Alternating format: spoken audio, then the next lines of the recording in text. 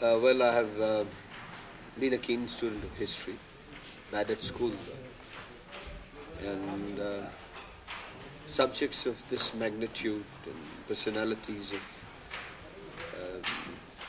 this nature have always inspired me. I've associated my inner chemistry with characters of this um, status or magnitude. And since history has been a very loving subject, I've always been trying to make cinema, in that kind of a canvas. I've always associated with Cecil D. Demille and makers like David Lean, who associate cinema which is larger than life. So this subject is definitely larger than life, and the man that we are talking about is bigger than a giant. I mean, he's a multi-facet personality. Yeah, it's a very big subject, but you're making it for television. So what are the kind of constraints? On the contrary, I think this kind of a subject can only be made on this medium, because you cannot condense and bring about a 2.5 hour version of Emperor Akbar's achievements, his life, his beliefs, his policies. So television is the best media for making serials of this nature, which has a continuous flow of events, and which can spread over a passage of 400 years, 200 years, 160 years. So I don't think you can really reduce that in cinema. Okay, what is the thrust of the serial going to be? At an average, I think my episode is going to cost me about anything from 22 to 24 lakhs. That's when we are shooting the basic talkie scenes.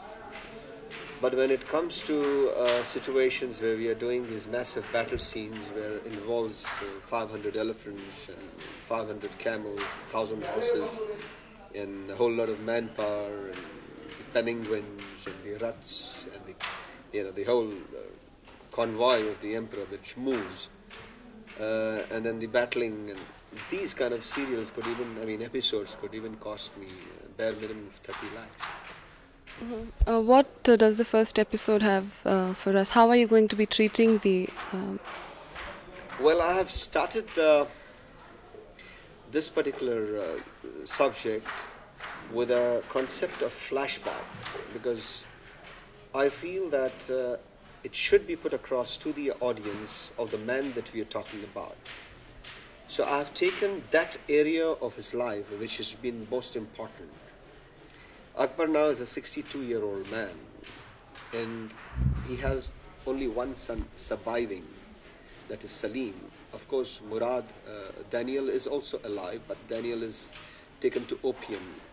He has no ability to be the heir apparent.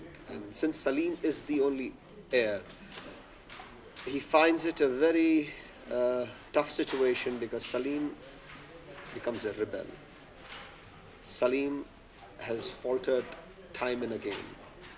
Salim has even gone to the extent of assassinating Abul Fazl, who is the philosopher, friend, mentor, and the man who is responsible for recording the day-to-day events in the life of the emperor. And this is the biggest blow to the emperor. So at this juncture, Salim has declared war from Allahabad, because he's in a hurry to become the emperor, because he feels Man Singh and Aziz Koka, his own kith and kin, because they are related, they are going against him becoming the emperor, and they are in a hurry to put Jahangir's son, Khosrow, as the heir apparent, as the emperor. So Salim declares a war, and Akbar, being a man of great principles, he accepts to fight his son. And he instructs that by the sunrise tomorrow, every horseman would be ready to march to the battle ground. And if need be, I shall company to accomplish this particular mission. So this has totally destroyed the peace of the palace. The queen mothers are absolutely in a state of confusion because a bloody bath between the son and the father would spell the doom of the dynasty, the Mughal Taimur dynasty. So it's from this point that I start, and somehow the queen mother's ability, especially Salima, who's historically responsible for putting Salim in his position as an emperor, she convinces His Majesty King Akbar, and she says, give him a chance and I shall make him prostrate before you and ask forgiveness. So it is from here that she goes and he comes back, and then the history of Akbar starts in a flashback as to who he was, what is his lineage, from where he came. So this is the approach. Like in Tipu Sultan, I had handled a different kind of approach. I start Tipu as, with the birth of Tipu, and then I go. So I wanted to use a different technique of screenplay, storytelling. It's non-linear. So that's it.